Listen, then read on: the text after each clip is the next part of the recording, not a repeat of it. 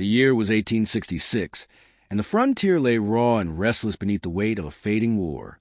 The land stretched wide, endless plains scorched gold by the sun, shadows cast long by mesquite and scrub, wind rolling like the restless breath of ghosts across the desert floor.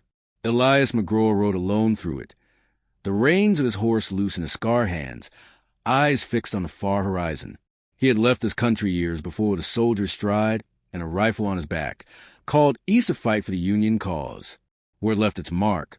Hollow cheeks, lines etched deeper into his face than his age allowed, a stiffness in his shoulder where a musket ball had torn through.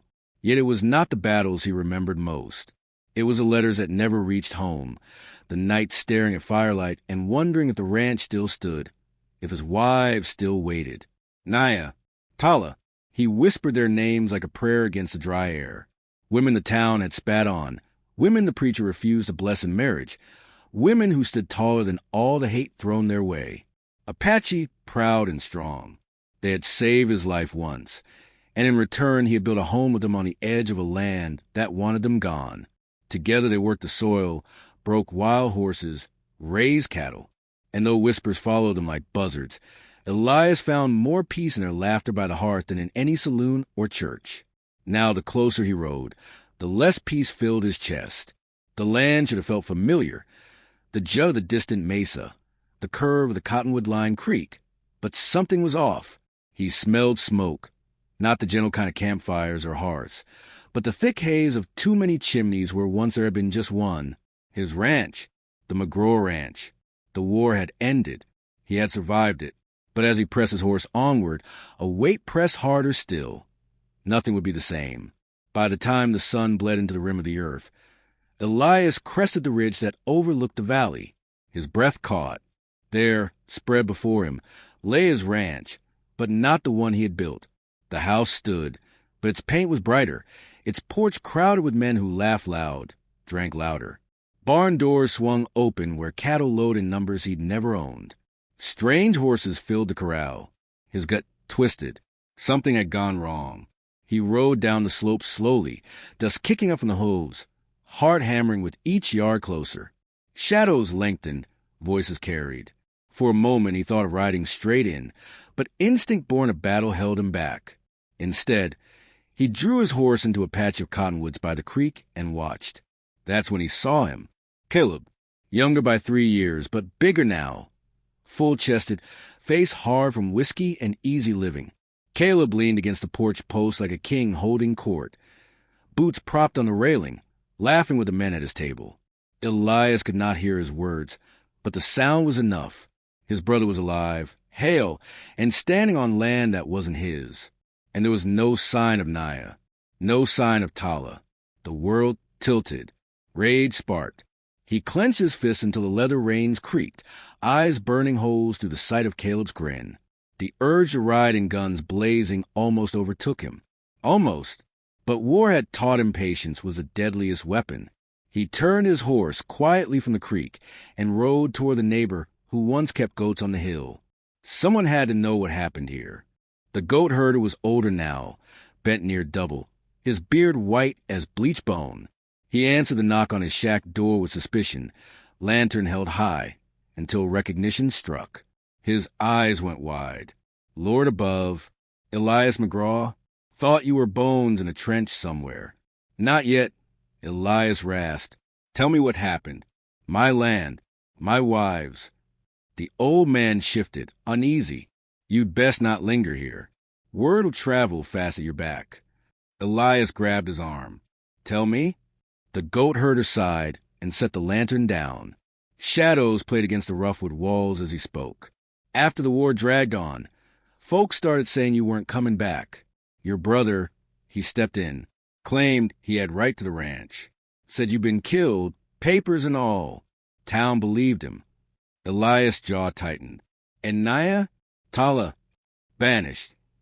The word hung heavy. Run off the land with whips and fire. Town folk said no Apache woman had place there.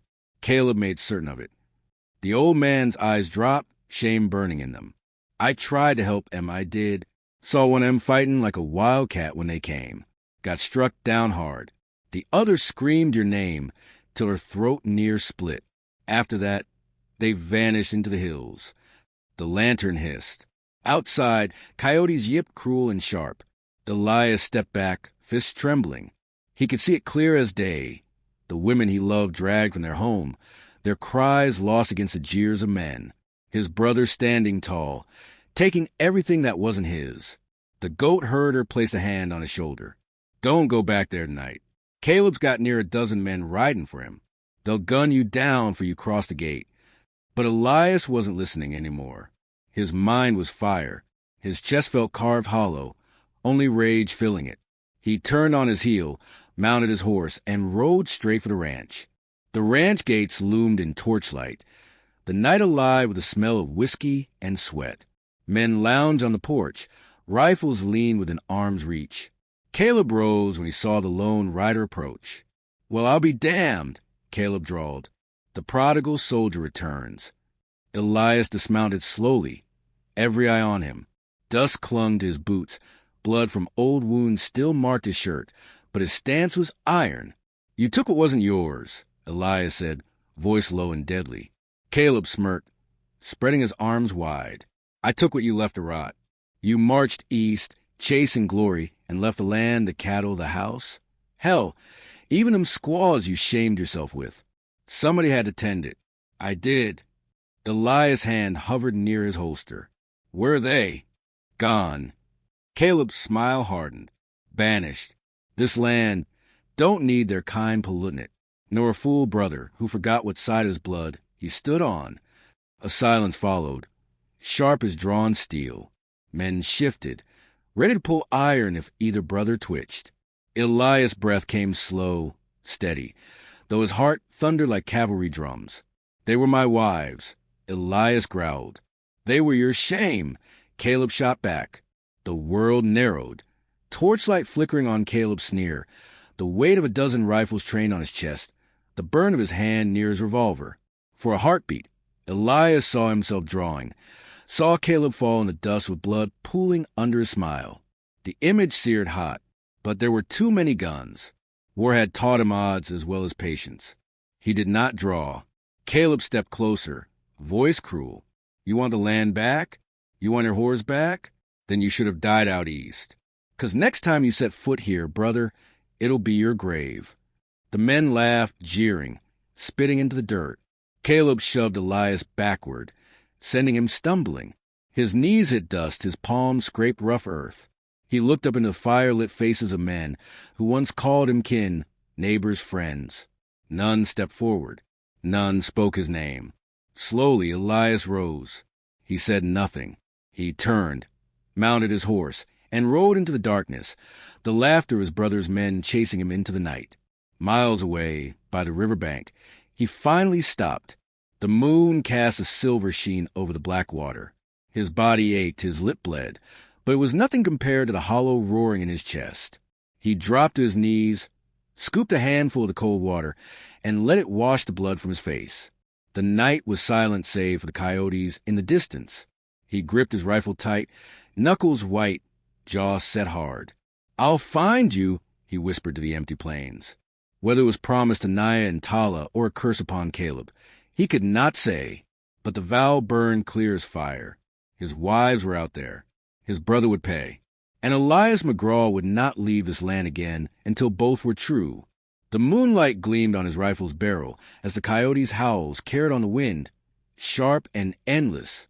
The days that followed were carved in grit and silence. Elias McGraw rode north along the crooked veins of the land, each hoofbeat carrying him farther from what was stolen and closer to what he hoped remained. His horse moved weary but steady, head bobbing with the rhythm of long miles. The land gave nothing freely. Sun hammered down by day, cold bit cruelly by night. Dust coated his tongue, and the wind carried no answers. Yet Elias pressed on, eyes scanning every ridge, every dry arroyo, every whisper smoke on the horizon. War had taught him patience, but not mercy. Now the patience came the way he searched, studying hoof prints along creek beds, finding scraps of cloth snagged on mesquite branches. A strip of red wool one morning. Faintly familiar, his chest tightened. Naya's shawl had been red. He tied the scrap to his saddle horn and rode harder. At night, the desert whispered its hunger. Coyotes yipped close, their eyes glinting in firelight. Once, bandits tried their luck. 3 men slid from the shadows at a lonely waterhole, knives glinting under the moon. Elias wasted no words. His rifle cracked once, then twice. The 3rd man fled into the dark, screaming for saints that would never hear him. Elias cleaned the blood from his blade in silence. His mind was elsewhere, on the women driven from their home, on their faces, strong and proud even under fire. He pictured them fighting, pictured them stumbling into the wilderness. Were they alive still? Or had the land taken them, as it did so many others? The next morning, he found a new trail. It was faint, almost erased by time, but clear enough to practiced eye. A path of worn moccasins, dragging steps, broken branches. His heart stuttered. He pressed on. 3 days later, smoke rose against the horizon. Not ranch smoke, not the neat plumes of a chimney, but the weak curl of a lonely fire. He tightened his reins, hand brushing his holster. The hut was nothing more than sticks and mud daub, leaning like a drunk against the wind. Its roof sagged, its door hung crooked. Inside, the fire barely clung to life, smoke stinging his eyes as he stepped through. And there she was, Tala. Her frame was thinner, shoulders sharp as blades beneath the torn fabric of her dress. She coughed as she turned, eyes widening when they found him. For a heartbeat she froze, disbelieving. Then her hands reached out, trembling. Elias. He caught her before she fell, her weight frail against his chest. Her hair, once black and gleaming, was tangled and streaked with ash. A scar cut across her brow, half-healed and cruel. She buried her face in his coat, sobbing against the smell of dust and horse. He held her close, throat tight. "I'm here, Tala. I'm here."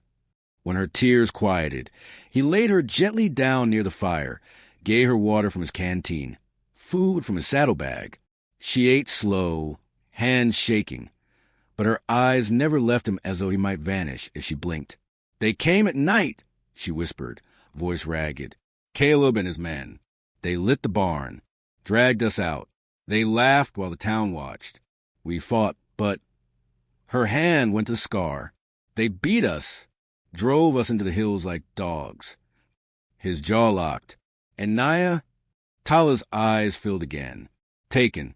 She would not bow. She struck one with a knife. They swore they'd finish her, but she fled.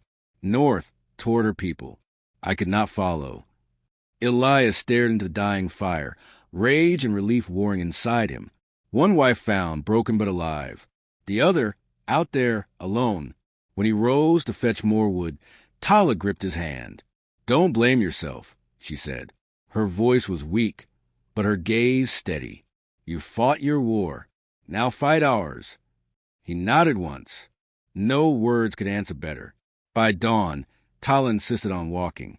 Her strength was brittle, but her will was iron. Together they packed what little she had and rode out. The hut left smoldering behind them like the memory of her suffering. The journey grew harsher with each mile. Clouds gathered, heavy with rain, spilling cold sheets that turned trails to rivers of mud. Elias led the horse by the reins while Tala clung to the saddle. Her cough deepened with the wet, yet her jaw remained set. They crossed swollen streams where the current tore at Elias' boots, dragging like the hands of the dead. Twice, he nearly lost a horse.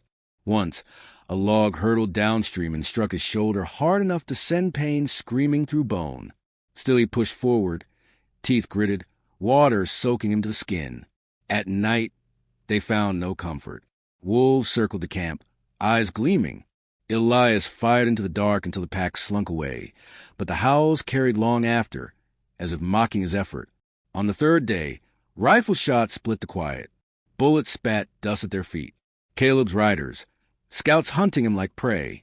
Elias shoved Tala behind a boulder, fired back with steady aim. One rider toppled.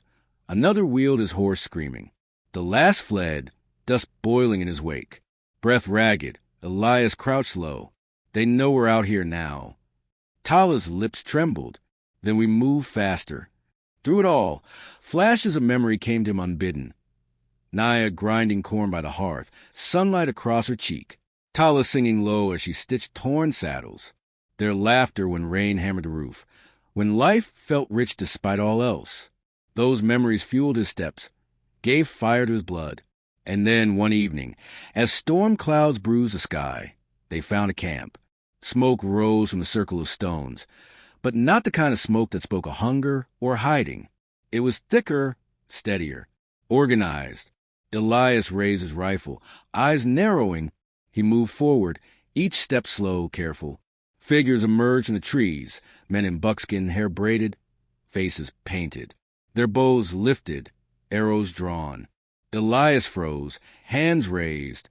"I seek Naya," he said, voice firm. A silence followed, broken only by the hiss of rain. Then, from the shadows, she stepped forth. Naya. She was leaner, hardened, her dress torn but her stance unbroken. Her eyes, black as obsidian, burned when they found him. She did not run to him as Tala had. She stood tall, defiant, as though testing the truth of what she saw. "You live," she said, voice low. "I live," he answered. Only then did she move, closing the space between them, pressing her hand to his chest as if to feel the beat of his heart. For a moment, her face softened. "I thought the war took you." Then Caleb's lies. "I came back," Elias said, his voice cracked despite his will. "I came back for you both." Naya turned to the Apache warriors. She spoke words he could not understand, sharp and quick. Their bows lowered, but their eyes remained wary. When she turned back, there was both sorrow and fire in her gaze. "You risk much coming here. Caleb will not rest. He wants you dead and us forgotten." Elias met her eyes. "Then let him try. I left once. I won't leave again." The storm broke above them, rain lashing down in silver sheets.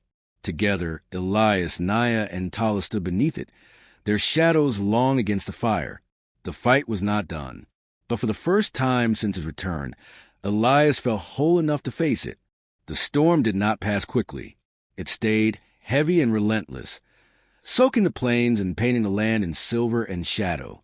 Elias stood with Naya and Tala beneath the downpour, their bodies worn by hunger and trial, but their eyes sharpened by purpose. They had been driven from their home, cast out by a brother's betrayal. Now, together, they would take it back. The Apache warriors who had given Naya shelter listened in silence as Elias spoke by firelight that night. His words were steady, his tone stripped bare of pride. "My brother holds a land that was mine. He drove these women from their home, shamed them before neighbors, set fire to what we built. I cannot stand by while he lives fat on what he stole. But I won't ask you to bleed for me." For a long time, none answered. The crackle of the fire filled the gap, mingling with the rain on the lodge roof. Then an elder warrior leaned forward, his face carved deep by years of sun and loss. "He shamed not only them, but us," the elder said. "He spit on their blood. If we let that stand, what will he spit on next?" Naya's gaze shifted from the elder to Elias, searching. He met her eyes, saw in them both fear and fire. She had survived worse than most men could endure. Now she would not back down. By dawn it was settled. A handful of Apache braves rode with Elias and the two women. The air smelled of wet sage and gun oil. Saddles creaked. Rifles gleamed under the gray sky. Elias' stomach tightened with each mile they covered, not from fear, but from the knowledge of what was to come. He had fought Confederates, faced bayonets and cannon fire. None of it weighed as heavy as facing his own blood. The ranch rose ahead like a scar against the land. The house stood proud, lit with the glow of lamps. Caleb's men patrolled, rifles slung, their laughter carrying across the wet air. They had grown complacent, fattened by stolen wealth. Elias studied the ground. "We strike at dawn," he said. When the sun broke, it was as if the heavens themselves split the sky in two, light blazing against the storm's last retreat. Elias gave a sharp nod. The riders surged forward. Hooves thundered. Rifles barked. The first hired gun on the porch toppled before he had time to draw. Smoke rose. Shouts tore the morning wide open. Naya rode hard at Elias' side, rifle brace in her hands. She fired once, dropping a man who reached for her. Tala clung tighter, coughing from the strain, but her eyes blazed, no longer the dim embers of the woman Elias had found in the hut. Bullets whistled past. Wood splintered. Horses screamed. Elias fired, reloaded, fired again. Each shot carried the weight of years stolen.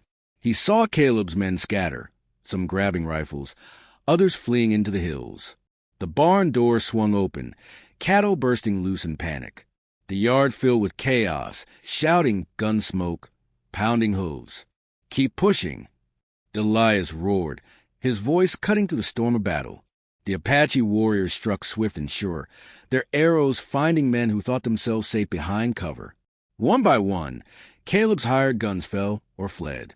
By the time the dust began to settle, only the house remained, a fortress of wood and hate, its windows glowing with the flicker of gun barrels within. And somewhere inside, Caleb waited. Elias dismounted, handing his reins to Naya. His boots struck the mud with a heavy finality. This ends now. The house loomed tall before him, the porch slick with rain and blood. Elias stepped up the board slow, rifle in one hand, pistol holster at his side. The door creaked open on its own, Caleb's doing a twisted invitation. Inside, shadows clung to the walls. The smell of whiskey and gunpowder hung thick. A chair lay overturned, glass shattered across the floor. And at the far end, Caleb stood behind the dining table, a revolver resting easy in his hand. His face was older, thicker with drink and arrogance, but the eyes, sharp, mocking, were the same as when they were boys. "You brought a war to my door," Caleb said. His voice was calm, too calm. "Brothers don't do that. You stopped being my brother the day you stole what was mine." Elias' voice was iron. Caleb laughed, shaking his head. "What was yours? You think the land was yours? You left. You marched east, left your home, left your wives, left me to clean up what you abandoned. I just took what you gave up. They weren't yours to cast out." Caleb's smirk twisted. "Savages. Nothing more. You think betting had made him family? No, they were a stain. I did what needed doing." The words cut deeper than any blade. Elias' hand clenched on a rifle. For a heartbeat, he wanted nothing more than to raise it and put Caleb down where he stood. But war had taught him better. He set the rifle against the wall and stepped forward with only his pistol at his hip. "You want to end it?" Elias said, his voice low. "End it like men, not with you hiding behind hired guns." Caleb's grin widened. "Always did have a death wish, brother." The fight was brutal, close, and dirty. Caleb fired first, the shot shattering the wood near Elias' shoulder. Elias rolled, drew, and fired back, the bullet grazing Caleb's arm. The younger brother cursed, lunged forward, and they collided with the table. Plates shattered, whiskey spilled. Flames from a lantern licked across the floor. Fists flew, heavy and raw. Caleb's knuckles split Elias' lip, blood filling his mouth. Elias drove his own fist into Caleb's gut, sending him crashing against the wall. They grappled, the revolver skidding across the floorboards. "Always thought you were better than me." Caleb snarled, shoving Elias back. Elias spat blood. "No, just not rotten." Caleb charged again. They crashed into the hearth, sparks scattering. Elias seized his brother's arm, twisted hard, and drove him down into the floor. Caleb writhed, clawing for the fallen revolver, but Elias was faster. He grabbed it, leveled it, and pressed the barrel to Caleb's chest. The room went still but for the hiss of fire eating spilled whiskey. Caleb's breath came in ragged gasps, his eyes locked on the gun. "Do it," Caleb hissed. "You think it'll make you better? You'll be just like me." Elias' finger curled on the trigger. His vision blurred with rage, memories of Naya and Tala's screams, the ruin of their home. But beneath it all, a truth rose clearer than the storm outside. Killing Caleb wouldn't bring justice. It would only bury Elias deeper in the same poison that had eaten his brother alive. Slowly, he eased the hammer back, lowering the gun. "No," Elias said, his voice steady as stone. "You're not worth a bullet." He stood, dragging Caleb to his feet by the collar, and hurled him out through the door onto the mud-slick porch. Caleb landed hard, spitting blood and curses. Elias stepped after him, revolver still in hand. The yard was quiet now, filled with the eyes of Apache allies, of Naya and Tala standing side by side. They watched, waiting for judgment. "This land don't need your poison," Elias said loud enough for all to hear. "You're finished here. You ever set foot on this soil again, it'll be the last step you take." Caleb stared up at him, hate burning bright, but behind it, a flicker of fear.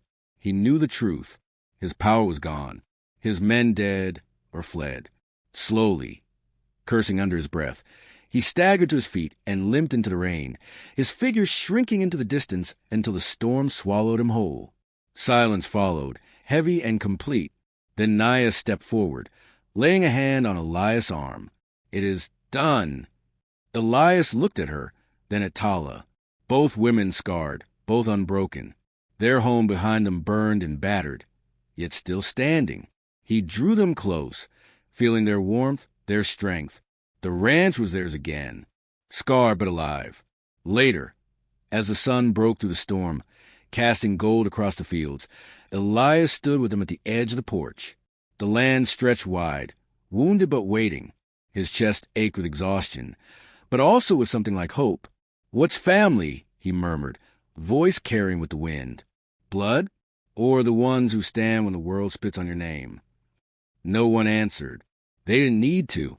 The truth was already written in the soil, in the scars, in the bond that no storm, no war, no betrayal could erase.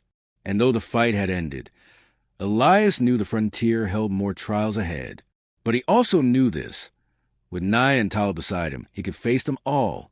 The last of the storm clouds drifted away, leaving the sky clean and endless.